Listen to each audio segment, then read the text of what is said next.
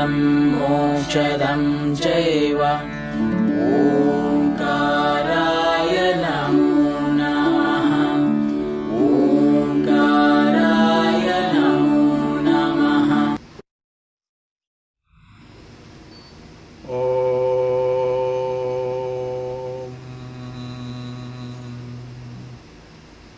असतो मा सद्गमय तमसो मा ज्योतिर्गमय मृत्योर्मा अमृतं गमय। ओम शांति शांति शांति। हरि ओम।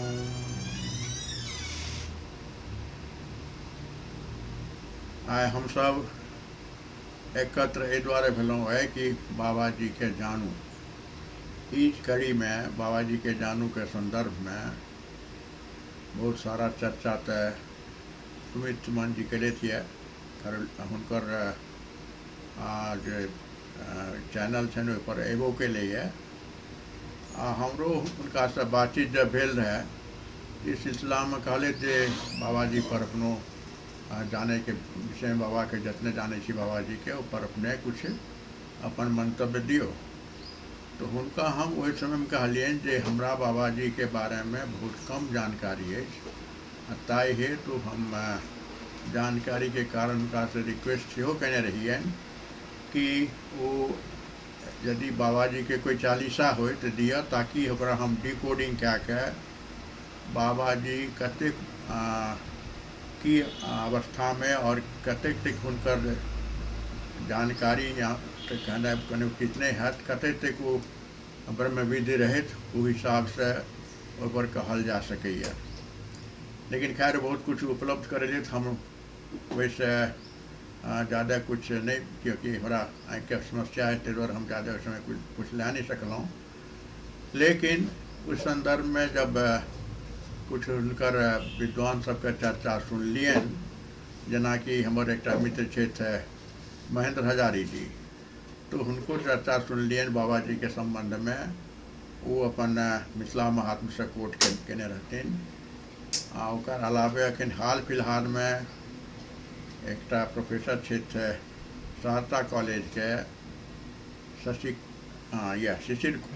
शिशिर कुमार मिश्र जी, तो हुनकर वक्तव्य से हमरा बहुत कुछ भेटल आ ते द्वारा हुनका हम आभार व्यक्त करै छी जे वो बहुत कुछ बाबा जी पर कुछ निकाल लेत। आ उस सिलसिला के बाद हमरा बाबा जी के बारे में कुछ समझ में आयल आ वह समझ के हम अखन अपने सबसे प्रस्तुत करै छी। जैसे कि बाबा जी के समझू और बाबा जी के जानू कड़ी में कुछ में विकास हुए और बाबा जी के हम सब उचित ढंग से समझे और जाने के प्रयास करी। जब सुमित सुमन जी के परिचर्या होते रही वही मिथिला में जते विभूति क्षेत्र हुनकर ऊपर में वही समय में हुनका से हमारा परिचय भेल और हुनका हम कहने रहिए जे मिथिला में तो बहुत विभूति क्षेत्र, लेकिन बहुत कम लोग मंडन मिश्र जी के बारे में चाहे मतलब और विभूति सब के बारे में और हमारे धरोहर सब पर कम काम कैले थे, जना वाचस्पति मिश्री सब के बारे में वो पर कराओ। और बाद में बाबा जी के जे चल रहा है अपने के करी बाबा जी के जानू समझू और बाबा जी कतऽ तक हमरा सबके मिथिलांचल के लिए या बाबा जी के क्षेत्र खाली मिथिलांचल नहीं रहले, बंगाल से रहले, उड़ीसा से रहले, तो ये सब जगह हुनकर कतऽ तक हुनकर ज्ञान के वर्धन भेलन और कतऽ तक बाबा जी हमरा सबके सहायक क्षेत्र वही संबंध में ये सब शुरुआत भेल रहे। तो आए हम एहि पर ले कि बाबा जी के समझे में हम सब कतऽ रही और कतऽ छी अखन और बाबा जी के हम सब कतऽ तक समझलहुँ। हम अपन हमरा अखन तक जे ज्ञान रहे से पहले तक जाहि समय में हम महिषी जाइत रही, मंडन धाम जाइत रही। महिषी के हम मंडन धाम एहि दुआरे कहै छी कि ओतुका पंडित हुनकर जे मंडन मिश्र ओहिठाम से छै, तऽ हम ओकरा मंडन धाम कहै छै, जबकि हुनकर कारण ओ जे छै से अखनी तक ओहि मंडन मिश्रके वाइब्रेशन ओहिठाम छनि। आ संयोग से आब बिहार सरकार ओहिठाम एक तरहके महोत्सव करै छथि, जेकि तारा महोत्सवके नामसँ सेहो छै। आ ओ खास कऽ के दशहराके टाइममे होइ छै। तऽ जाहि समय शुरू भेलै रहए तऽ हमहूँ ओहि समय ओहिसँ सम्बन्धित भेलहुँ। आ हमहूँ ओहि समय जाइत रही। तऽ हमरा सबके रहैके व्यवस्था सहरसामे रहैत रहै, लेकिन जब कार्यक्रम होइ तऽ महिषी जाए। तऽ ओ जाइके सिलसिलामे जब हम बनगाँवसँ आगू बढ़लहुँ तो देखलिए एक विशाल लेफ्ट साइड में, बायां साइड में बहुत भव्य मंदिर और विशाल सभागृह, ये सब देख के फिर हम रिक्वेस्ट के लिए गाड़ी मतलब गाड़ी के ड्राइवर के जे रुकू ओहिठाम देखै छी की छै, 5-10 मिनट बिताबी। आ ओहिठाम जाएके बाद पुजारी सबसे संपर्क होइके बाद कोई ज़्यादा व्यक्ति तो ओहिठाम रहैत नहीं। तो यह बहुत कम ज्ञात भेल। बाबू हुनका पुजारी सबसे पुछलियनि जे एहिठाम की सब होइ छै और की तथ्य छै। तो कहले जे हिनकर अहाँके बाबाजीके बारेमे जानैके लिए अहाँके जीवन खपाबे पड़त और तबे अपने कुछ जान सकै छी। आ हिनकर बहुत विशाल क्षेत्र छनि, हुनकर जे कथन छनि और हुनकर जे एक तरह से कह दियौ जो प्रयोगशाला छनि ओकरा जानैके लिए अहाँके बहुत समय दिअ पड़त। और उस सिलसिला में फिर हमरा कुछ ज्ञान इन्फॉर्मेशन नहीं भेटल। लेकिन जब नीचा उतर के अयलहुँ तो रोड के दाहिना साइड में सेहो देखलियनि एकटा शिवालय जकाँ और पोखर से छै, बट वृक्ष से छै। ई सब देख के हमरा भेल जे बाबाजी कम से कम बहुत विशाल हृदय के रहैत। हुनका कोनो पर्टिकुलर कल्ट के कहि दियौ, जेना कि राम के क्षेत्र से या कृष्ण के क्षेत्र से या शिव जी के क्षेत्र से, ई सब से हुनका कोनो क्षेत्र में बंधल नहीं रहैत। हुनकर जे छनि विशाल हृदय रहनि, विशाल विचार रहनि। एतने तक हमरा ओहि समय ज्ञात भेल। ओतऽ महिषी जाए आबैमे तऽ एक दू बेर हम गेल रही, हमरा जहाँ तक ख्याल यऽ, जहाँ तक हमर आँखि ठीक रहए। तो ओहि सम्बन्धमे हुनका प्रति हमरा ज़्यादा रुचि तऽ रहए, लेकिन ओपर कुछ ज्ञात नहीं भेल। आने पर हम कुछ काम केलहुँ। लेकिन बहुत सारा विद्वान के सुनै के बाद जो बाबा जी के समझो एक कड़ी जे संचालित करे थे सुमित सुमन जी, वो बहुत बढ़िया काज शुरू कैले थिए। इनफैक्ट वो धन्यवाद के पात्र छथि जे बाबाजी जखन तक हमरा सबके छुपल रहै छै, बाबाजी के जे हमसब नहीं जानलहुँ वए, वो कड़ी में बहुत कुछ कए रहल छथि और फिल्म सेहो बना रहल छथि। तो बहुत बुझियौ जे पुण्य के काम कए रहल छथि, जगह के काम कए रहल छथि। आ इस संबंध में जते कुछ विचार आवे और जते बाबाजी के जानी ओते उचित छै। आब जब बाबाजी के बारे में अखन तक जे विद्वान सबके मत हम देखलियनि, जेना कि अपने के कहलहुँ जे कुछ विद्वान सब एहिमे पहिनो वक्तव्य देलखिन यऽ, तो हमरा यह प्राप्त भेल, हम यह समझलहुँ जे बाबाजी के ज़्यादातर विद्वान यह समझलखिन कि वो कवि रहे, अच्छा कवि रहे, उत्तम कवि के रूप में उनका देखल गलनि। उनका ऑथर के रूप में, लेखक के रूप में देखल गलनि। उनका एक तरह समझू जे सामाजिक व्यवस्था में समाज सुधारक के रूप में देखल गलनि। और अधिक से अधिक उनका देखल गलनि जो वो अहाँके तांत्रिक रहैत। तांत्रिक के रूप में हुनकर तंत्र विद्या के और हुनकर तांत्रिक कार्य जे मतलब चमत्कार सब देखाल गए रहे जो लोग के मालूम है। तो वही सबसे यह अखन तक रहे जे बाबाजी के अंकित हम सब बाबाजी के जहाँ तक हम सब समझलिए इस स्थिति में समझलिए कि ये सबसे खास के चमत्कारिक विद्या में ये बहुत पारंगत रहे। तो उतने टाने ज्ञानी तो रहबे करे। और सनातन धर्म के बारे में शिक्षा दीक्षा देथिन। उनकर सब जे चेला रहन या जे भी उनकर संपर्क में आवें, जरा कुछ आगू बढ़े में मदद मिले, वो सब ला कुछ चले थे। लेकिन हुनकर एक चीज़ हमरा बड़ा अच्छा लागल, जैसे कि हमरा काफ़ी बढ़िया क्लू भेटल कि हुनकर एक मंत्र इहो रहन कि यदि हुनकर सेवक सब आवें तो कहथिन जे मतलब चलो केवल की ओर, चलो केवल की ओर। उस समय के संत सब ये समझ लखिन, उस समय के विचारक सब रहे अखनियों से इएह समझे छे जे वो कहथिन जे भाई चलो भजन करें, कीर्तन करें, ज्ञान के संदर्भ में कुछ समझें, ध्यान करें, पूजा पाठ करें, या सबके बुजुर्ग केवल समझल जाए छे। लेकिन हमरा ओहिसँ क्लू ई भेटल कि केवल एक्चुअली छै केवल्य, केवल्य परमात्मा छथिन। तो हुनकर जे कहब रहनि चलो केवल की ओर, वो हिसाब से यह कहते रहथिन कि हम सब परमात्मा की ओर, परम तत्व की ओर चली।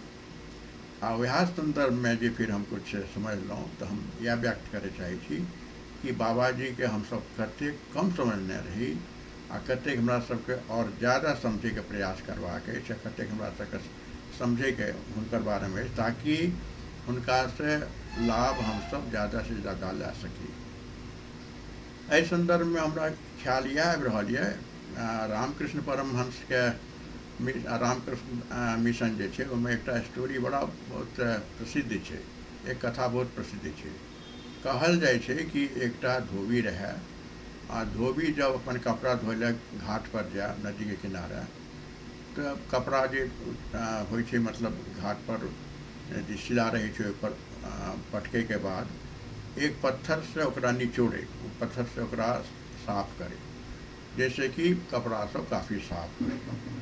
आ पत्थर कने बड़का कुछ हाथ से कने नमहर रहे, लेकिन वो बहुत प्रिय, ओकरा पकड़ के ओकरा सॉफ्ट लागे आ उससे अपन कपड़ा जल्दी साफ करे। तो डेली के रूटीन रहे हुनकर, अपन एक मतलब धोबी के बुझू जे अपन प्रोफेशन के एक अंग रहे पत्थर।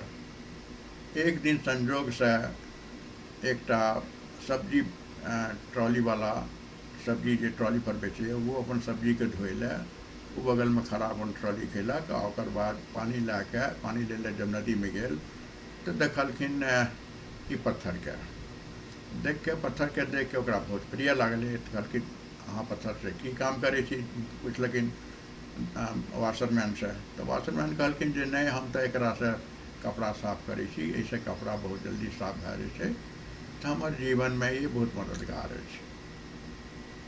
तो सब्जी बेचे वाला कहलखिन यदि अहाँ एकरा बेचय चाहे छी, हमरा बढ़िया लागल ई पत्थर, हमरा दे दियो तो अहाँ के हम कुछ उचित और बढ़िया दाम देब। तो पूछलखिन धोबी जी की हमरा की दाम देब। कहलखिन अहाँ के हम 5-10 किलो सब्जी दे देब, अहाँ जे सब्जी लेब से लियो, हम दे देब, हमरा यदि पत्थर अहाँ दे सकै छी बड़ा उचित हैत।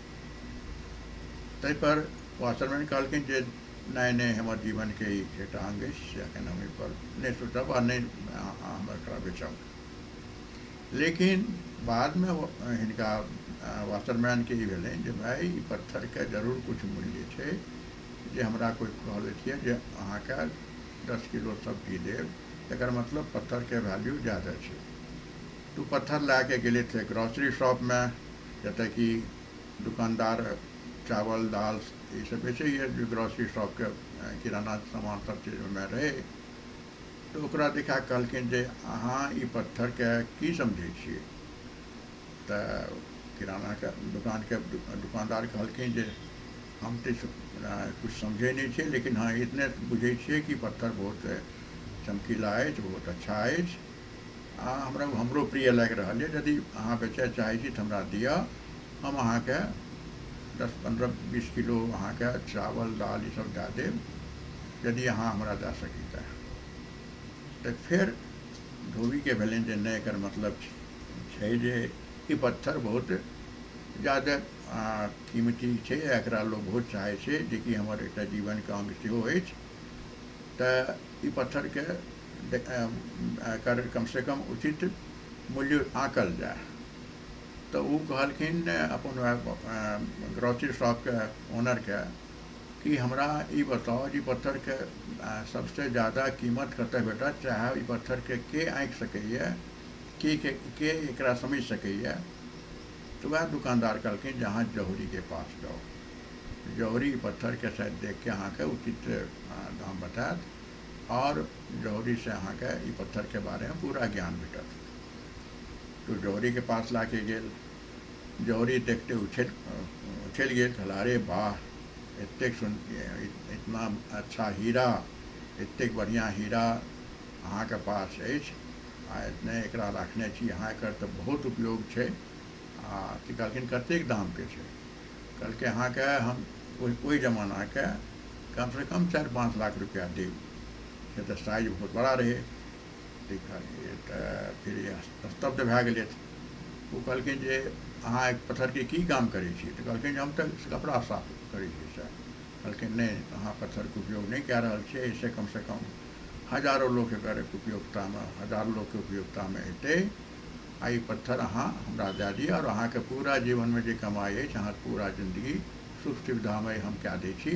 ओ व्यवस्था कए कऽ हुनका घर बना देलकनि, हुनका खाइ पियैके व्यवस्था कए देलकनि, ताकि वो उचित ढङ्गसँ पूरा जीवन सुखमय रहि सकै छै। ई पत्थरके जौहरी देखलखिन, आ पत्थरके कीमत वएह लगेलै, तऽ पत्थरके उपयोगिता जौहरी समझलखिन। हम ई स्टोरी एहि दुआरे कहि रहल छी कि जब बाबाजी जब यंग रहे, मतलब जब ओहि समयमे वो शुरुआत, हुनकर जीवनके शुरुआत रहनि, तऽ हिमालयके तराईमे गेलथि, जेनाकि विद्वान सब कहि रहल छथि। आ ओहिठाम हिनका जे लम्बानाथ पंथके जे एकटा गुरु रहथि, जे जौहरी, हिनका समझलखिन, देखलखिन जहाँ की भए सकैए, हिनकर की उपयोगिता बादमे भए सकैए। तऽ ओहि समयमे हिनकर जे भी नाम होनि, लक्ष्मी झा या जे भी नाम होनि, तो उस समयमे हुनका समझलखिन लम्बानाथ जी जौहरीके रूपमे। आ हुनका तराइसके हुनका ई बनाए के, नाथ पंथके सिद्धांतके समझा के, हुनका ब्रह्मज्ञानी बना के, ब्रह्म स्वरूप ब्रह्म पुरुष बना के, ब्रह्म ऋषि बना के कहलखिन जे आब अहाँ एहिठामके हिमालयमे रहैके योग्य नहीं छी, एहि दुआरे कि एहिठामके काम दोसर छै। अहाँ ई ज्ञानके तराईमे जाके, जतऽ विलेज छै, शहर छै, ओहिठाम ई ज्ञानके विकसित करू, और अहाँके आब इएह काम रहल यऽ। तऽ ई आदेश दए के अपन शिष्यके, हिनका लक्ष्मीनाथ जीके भेजलखिन। इहो संदर्भमे अपनेके एकटा बड़ा रोचक हम संबंध बताब। रामकृष्ण मिशन के छियै जे जब नरेंद्रनाथ, ओहि समयके नाम रहै नरेंद्रनाथ, जे बादमे स्वामी विवेकानंद बनलथि, हुनका जब ज्ञान पिपासा ब्रह्मज्ञानी बनलथि, हुनका जब ट्रांस एलनि, हुनका जब वाइड रेडियंट लाइट दिखा पड़लनि, ब्रह्म की छियै ओ स्वरूपके ज्ञान भेलनि, तो रामकृष्ण परमहंस पूछलखिन जे तुम क्या चाहते हो इसके बाद? तो नरेंद्रनाथ कहलखिन जे हम चाहते हैं इसी स्वरूप में, ये जो आनंद है, इसी आनंद में रहें। मतलब हमरा जखन अपने के कृपा से, गुरु की कृपा से भेटल ई आनंद, वह आनंद में रही। तो रामकृष्ण परमहंस कहलखिन जे नहीं नहीं नहीं, छी अहाँके बाहर जाके एकर ई अहाँके बाँटैके अछि। अहाँके एहिठाम रहिके एहिपर अहाँ एहिपर आनंदित होइत रहू से नहीं छै। हालांकि दुनूके अपन अपन काम छै। जे आनंदित होइत रहैए, जे ब्रह्मज्ञानमे मस्त अछि, जे बाहर नहीं जाइ अछि, हुनको अपन एकटा समाजके लिए बहुत बड़ा देन होइ छै। लेकिन हुनकर गुरु कहलखिन, रामकृष्ण परमहंस कहलखिन जे अहाँ बाहर जाके ई ज्ञानके बाँटू, ई अहाँ जे समझलहुँ वह ब्रह्मके जे समझलहुँ, ई दोसरके दियौ। वएह सिलसिलामे एही तरहके प्रक्रिया रही हुनकर। लम्बानाथ जी कहलखिन अपन गोसाई जी के, या ओहि समय कहते हिनका ब्रह्म स्वरूप बना के कहलखिन जे अहाँ जाओ, अहाँ तराई में जाके, अहाँ संसार में जाके ई चीज़के बाँटू। वह ओकर बाद फिर ओ अपन एहिठाम एलथि।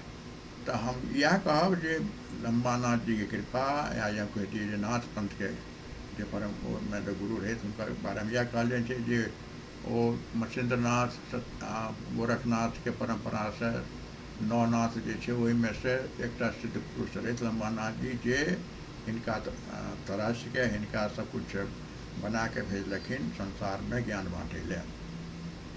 तऽ ई श्रेय जाइ छनि हुनकर गुरुके, और ई श्रेय जाइ छै अपनेके गोसाई जीके, या यूँ कहितियै बाबाजीके सेहो। एहि दुआरे कि बाबाजी एक सिर्फ तांत्रिक के रूपमे एहिठाम नहि अयलथि, बशर्ते कि ई ओहिठामसँ ब्रह्म ज्ञानके एक तरहसँ ब्रह्म ज्ञान रूपी व्यक्तिके रूपमे अयलथि। जैसे व्यक्ति यदि ब्रह्म ज्ञान के असली रूप में किनको एहिठाम भेजल जेतै ब्रह्म ज्ञानी के तो ओकरा समझाए बड़ा मुश्किल छै। तो ताहि दुआरे गुरु परंपरा में जे ब्रह्मज्ञानी जतेक छथि हुनका यदि व्यक्तित्व से संपर्क चाहिए तो व्यक्ति के रूप में ही रह पड़तनि। तो एहि दुआरे बाबाजी जे अखन बाबाजी जिनका हम सब जाना चाहे छी बुझू जे ब्रह्मज्ञानी व्यक्ति और ब्रह्मज्ञान के पूरा जानैत एहिठाम ओ स्थिति में ब्रह्मज्ञान की छे और ब्रह्मज्ञानी खुद एहिठाम हमरा सबके पास एलैथ अपन ज्ञान बाँटे में जे वही समय में इनका समझ लियन जे बहुत बड़ा तांत्रिक छथि आ हिसाब से कुछ ज्ञानी सेहो समझ रखें जो ज्ञानी सेहो छथि लेकिन ब्रह्मज्ञानी शायद उनका लोग नहीं समझ रखें। जय कारण से बाबाजी के स्वरूप में हमरा सबके पास एलैथ ज्ञान प्राप्त करे के बाद उनका से हम ये सब चीज़ नहीं ला सकलहुँ। आब यदि हम सब बुझे छियै कि हाँ बाबाजी ब्रह्म रहैत तो केना समझल जाए जे बाबाजी ब्रह्म रहैत किया तो उपनिषद इहो कहै छै या अपने यदि वेद के समझे के प्रयास करबे तो वो समझे में जे तथ्य ग्रंथ सब छै तो इहो कहै छै जे प्रश्न पूछवाक चाही तर्क होबाक चाही अंधविश्वास नहीं होना चाहिए। आ बाबाजी हम सब बुझलहुँ जहाँ ब्रह्मज्ञानी रहे तो खाली अंधविश्वास नहीं मान के केना रहतन ब्रह्मज्ञानी तो हमरा सबके समझ के प्रयास करवाक चाही। आप रहित ब्रह्मज्ञानी नो डाउट लेकिन एहि पर प्रयास करने से हमरा सबके और लाभ मिलत किया तो हम सब उठ जाते उठब नहीं जाते हम सब एक समझे के प्रयास नहीं करब ताते हम सब वह स्थिति में रहब जे हाँ वो तांत्रिक रहे तो ब्रह्मज्ञानी के समझे के की प्रारूप कयल जा सके छे। तो एना देखल गए कि खास के अपने के उपनिषद जे छे चाहे भगवत गीता जे छे से एक तरह से हमरा सबके एक मॉडल दैए एक तरह के स्ट्रक्चर दैए जे ब्रह्म ज्ञान ब्रह्म कतऽ छै और ब्रह्मांड केना उसे उत्पन्न भेलैए आ केना कतऽ हम सब छी। तो एक तरह के मॉडल भेलै ओकरा ई कहल गेलैए जे कि ब्रह्म के जे जतेक अहाँके ग्लोरी छै जतेक हुनकर ग्रेस छै जतेक हुनकर महिमा छै वो हमरा सबके भेटै के रास्ता ब्रह्म खुद बना देलखिन ये आ ओकर 8 नोडल पॉइंट छै। 8 मतलब 8टा ओकर यूँ कह दियौ पौधान छै जे पर कि हमरा सबके चले के बाद हर पौधान पर अपने के ब्रह्म के ग्लोरी भेटत ब्रह्म के आशीर्वाद भेटत लेकिन केना भेटत ओ हिसाब के लिए एक तरह से पौधान बना देल गेलै एक तरह से न्यूक्लियस बना देल गेलै जे पर कि हम सब हाँ वो ज्ञान के यदि समझा चाहे तो जाके कह सके छी। वो मॉडल संजोग से हम सब हैदराबाद में विकसित केलहुँ है। आई मॉडल कोनो नया कहबे से नहीं छै एकर विवरण अहाँके उपनिषद में सेहो छै भगवत गीता में सेहो छै ताहि दुआरे सिर्फ ई कयल गेलैए कि एकरा एक स्ट्रक्चर के रूप में लाइन डायग्राम के रूप में समझे के वास्ते बनायल गेलैए जिससे कि हम सब ऑर्डिनरी स्टेट से ब्रह्म के स्टेट में केना जाब या ब्रह्म केना हम अवतरित होइ छै हमरा सबके केना अपन ग्लोरियस सब कुछ दै छै और हुनकर ग्लोरी के हम सब केना प्राप्त करै छी ओ चीज के समझी। तो ई मॉडल के नाम हम सब दै छियै जे MOU model of the universe छै ब्रह्मांड। अब ब्रह्म और ब्रह्मांड नामे छै ब्रह्मांड बुझू जे हम सब ब्रह्मांड तो बुझे छियै जहाँ ब्रह्मांड बहुत विशाल छै जखनी आँखि उठेलहुँ तो देखै छियै आकाश तारा सूर्य मंडल बीच बीच में अपने मिल्की गैलेक्सी के सेहो हमरा सबके ई होइए और ओकर अलावे देखै छियै जे कि एतेक वायु परिवर्तन जलवायु पर अखन इहो कहल जाइ छै जे पूरा मतलब जलवायु परिवर्तन के कारण ही पूरा अस्त व्यस्त हम सब छी चाहे गर्मी और सर्दी के मौसम सब में चेंज एलैए चाहे एखन जे हमरा सबके बैक्टीरिया आयल सेहो सब पर कुछ प्रकोप छै। ई सब समझे के लिए तो एक विशाल तो देखै छी ब्रह्मांड छै तो जे ब्रह्मांड जे छै जेकर ब्रह्म के अंड छियै तो जे एतेक विशाल छै तो ब्रह्म कतेक विशाल हेता से तो हमरा सबके इमेजिनेशन से बाहर अछि। लेकिन वह चीज के समझे के लिए ई मॉडल जे छै से दै छै आ वह ब्रह्म जे ब्रह्म जतऽ छथि ओ चीज के समझे के लिए हम सब इधर प्रयास में छी कि बाबाजी सेहो ब्रह्म रहथि आ बाबाजी रहथि कतऽ बाबाजी के तऽ हम समझलियै ओ कतऽ समझलियै एखन तक आ ओ एक्चुअली में कतऽ रहै छै कतऽ तक हुनकर प्राप्ति छनि ओ चीज के समझे के लिए मॉडल के उपयोग कयल गेलै जे मॉडल एना छै जे ओकरामे 8 पॉइंट छै आ यह 8 पॉइंट में यदि अहाँ देखबै तऽ ब्रह्म हुनका बाबाजी के हमसब मुश्किल से अहाँके तेसर पॉइंट तक देखलियनि वैसे दोसर बीच में एकटा 2A से छै दोसर पॉइंट से छै आ पहला पॉइंट में ब्रह्मकुल छै ई सब पॉइंट ई सब स्टेप्स हमरा सबके छूटल अछि ताहि दुआरे हमसब बाबाजी के अखन तक तांत्रिक के से ऊपर नहीं बुझलियनि या हुनकर ऊपर ई चीज के हमसब आँकि नहीं सकलियै हुनकर ई चीज के समझ नहीं सकलियै आप ई देखियो जे ब्रह्मांड जे छै यथा ब्रह्मांडे तथा पिंडे ई तऽ सब जगह प्रसिद्ध छै यहाँ मिथिलांचल में तऽ खास करके सब जते विद्वान छै जानिते छथि जे जेना ब्रह्मांड छै तहिने हमसब पिंड सेहो छै पिंड छियै हमरा सबके शरीर आ ब्रह्मांड छै जे देख रहल छै जकरा समझैके प्रयास कऽ रहल छै तऽ ई 8टा नोडल पॉइंट जे ब्रह्मांड में छै वएह नोडल पॉइंट हमरा सबके बुझू जे कि शरीर में अछि आ ब्रह्मांड के नोडल पॉइंट और शरीर के नोडल पॉइंट दोनों के समझे के लिए ई एक बेर हमसब एकरा पर ग्लांस कए ली जे बिंदु नंबर 1 एकरा बिंदु एहि दुआरे कहै छै कि न्यूक्लियस छै एक तरह से केंद्र छियै तऽ बिंदु नंबर 1 के कहियो ब्रह्म का स्थान छियै बिंदु नंबर 2 जे छै से हुनकर स्वरूप छियै हुनकर मिरर व्यू छियै बिंदु नंबर 3 जे छै हुनकर स्वभाव छियै हुनकर पावर छियै बिंदु नंबर 4 जे छै अहाँके हुनकर प्रकृति मतलब प्रकृति इज मैनेजिंग डायरेक्टर कहल जाइ छै प्रकृति पूरा अपने के हमरा सबके रचनात्मक काज हुनके संभाल देल गेलनि यऽ आ ओहि प्रकार फिर हमसब जीवात्मा छी केना हमसब फिर मतलब बुझू जे कि 5 महाभूत से बनलहुँ हुए केना हमरा सबमे 5 तन मात्रा विषय के रूप में अछि ई सब सारा चीज के दर्शायल गेलै यह बिंदु नंबर से आ यह बिंदु हमरा सबके शरीर में अछि जे योगी लोग या बाबाजी सनक संत लोग यह बिंदु से हमरा सबके उठाबैत ओ ब्रह्म तक पहुँचा सकैत छथि तऽ अखन तक हम ई कहब अखन समय अपने सबके बहुत ज़्यादा लेलहुँ है लेकिन अखन तक हम ई जे समझलहुँ ओकरा कंक्लूड करी और दोसर एपिसोड में दोसर जे हमरा सब जब भेटब दोसर इंटरेक्शन में और चीज पे विचार करब तकरा कंक्लूड करी जे ई संदर्भ में अखन बाबाजी के समझे के संदर्भ में हमसब की समझलहुँ है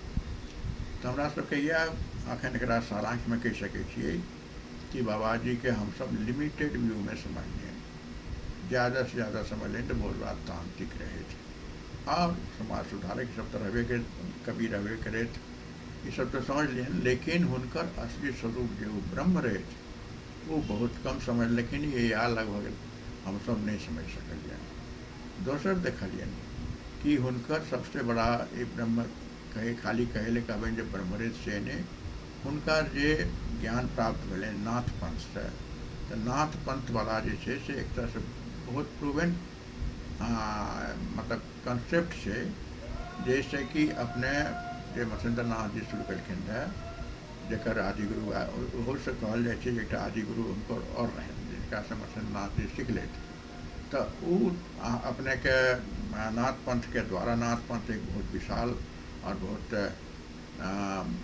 वेल प्रूवन कह दी वेल प्रूवन एक तरह के संस्था है और प्रक्रिया है जेकर द्वारा ब्रह्मज्ञानी आसानी से लोग प्राप्त ब्रह्म ज्ञान के प्राप्ति होय छै वह हमार बाबाजी के भेटलनि हुनकर गुरु से लंबानाथ जी से तो इहो समझलहुँ और इहो समझलहुँ कि ब्रह्म हुनका हमसब आब जे ब्रह्मज्ञानी समझलियनि यऽ तो ब्रह्मज्ञानी केना छथि ओ चीज के लिए हमरा सबके एकटा मॉडल अछि आ वो मॉडल के पर हम सब आगू जस के देखब कि हाँ ऊपर कतेक खरा उतरे हमर बाबाजी छेबे करत लेकिन खरा उतरे के ऊपर ई चीज के हम सब अन्वेषण करब आ देखबै अखन इतने या इतने संवाद कए के हम सब एकरा समाप्त करै छी ओम